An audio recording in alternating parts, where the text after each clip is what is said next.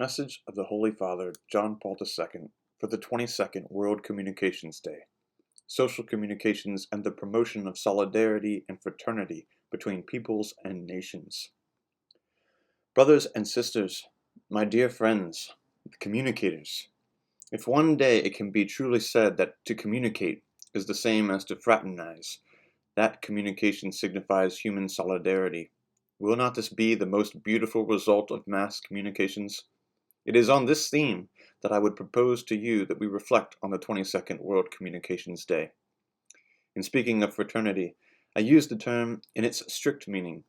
It is Christ, in effect, the firstborn among many brethren, who makes us discover in every human person, friend or even enemy, a brother or a sister.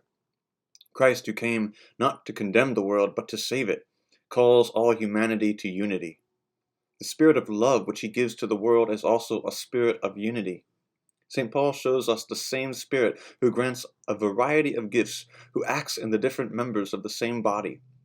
There are varieties of gifts, but it is the same God who inspires them all in everyone. If I mention first the spiritual basis of fraternity and solidarity, it is because this Christian meaning is not at all unrelated to the human reality which the words primarily signify. The Church does not consider fraternity and solidarity to be values in any way reserved to itself.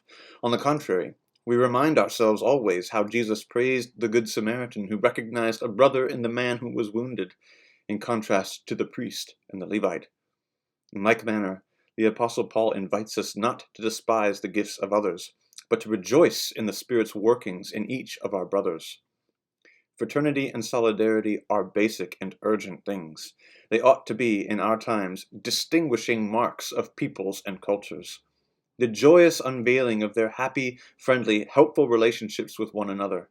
Ought this not to be the most beautiful festival offered by mass communications, their most successful show, in the best sense of these terms?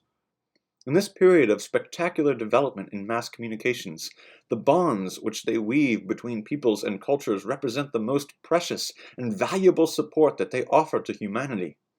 I know, at the same time, that you communicators are aware of perverse effects as well, which threaten distortion and disfigurement to these relations between peoples and cultures. Exaltation of the self, contempt for and rejection of those who are different, can aggravate tensions and divisions. From such attitudes spring violence, mistaken directions, destruction of true communication, for they render impossible all brotherly relationship. In order that the very existence of brotherhood and human solidarity may be made possible, and still more, so that their Christian dimension may be more intensely developed, the elementary values which underlie them have to be given recognition. Permit me here to recall certain of these: respect for others, a willingness to dialogue, justice, healthy ethics in personal and community living, freedom, equality, peace and unity, promotion of the dignity of the human person, the capacity to share and to divine with others. Brotherhood and solidarity rise above all clannish and corporation spirit, all nationalism, all racism, every abuse of power, every individual fanaticism, be it cultural or religious. It is for the agents of mass communication to use the techniques and media at their disposal always with a conscientious regard for these primary values. Here I suggest only some of the possible applications. Let the information agencies and the whole ensemble of the press demonstrate their respect for others by giving complete and balanced information. The radiophonic diffusion of the word will the better attain its purpose in the measure in which the possibility of reciprocal exchange is offered to all. Media, which are the mouthpiece of particular groups, contribute to the operation of justice in giving a voice also to the voiceless. Television programs touch on almost all aspects of life, and the networks have countless possible applications and interconnections. Considering their great influence, there must rest on those responsible for them, an ethical imperative, obliging them to offer to persons and communities images which favor the mutual penetration of cultures, without intolerance and without violence, in the service of unity. The possibility of personal communications by telephone, their extension by teletext, their wider and wider spread by satellite, all this suggests that we should have a care for equality among persons and facilitate access to these media to a greater number, so as to permit really meaningful exchanges. Information increasingly concerns economic or cultural activities. Databanks bring together a quantity of diverse information which was unimaginable in earlier times. It is known that this could be used in such a way as to bring all sorts of pressure to bear on private community life, and the wise management of these media thus becomes a veritable precondition of peace. To create the shows which sustain the various audiovisual media implies an obligation to respect the consciences of the countless spectators in the audiences. Advertising publicity awakens or increases desires and also creates needs. Those who commission it or bring it to realization have to keep in mind the disadvantaged, for whom the benefits advertised are out of reach. Whatever the exact mode by which they intervene, it is necessary that the communicators observe a code of honor, that they have a care for the sharing out of the truth among and about humankind, and that they shall contribute to a new world order of information and of communication.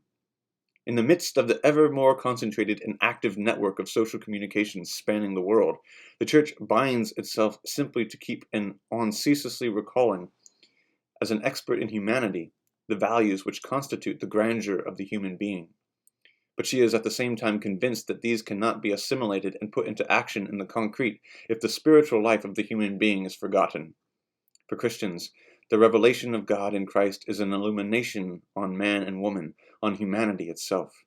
Faith in the message of salvation constitutes the most deeply felt motivation for serving the human race.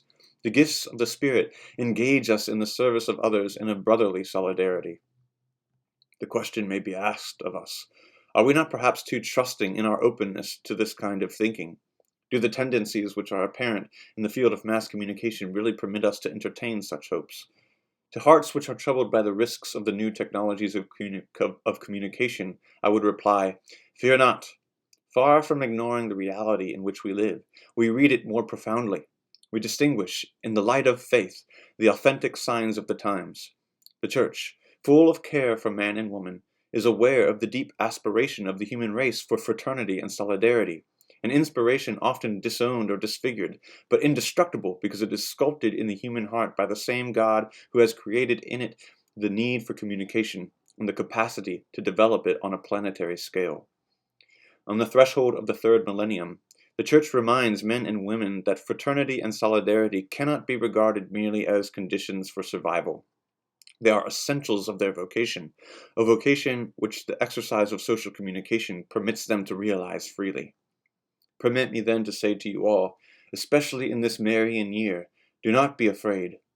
Was not Mary herself frightened at the announcement which contained the sign of salvation offered to the whole of humanity? Blessed is she who believed, as Elizabeth testified.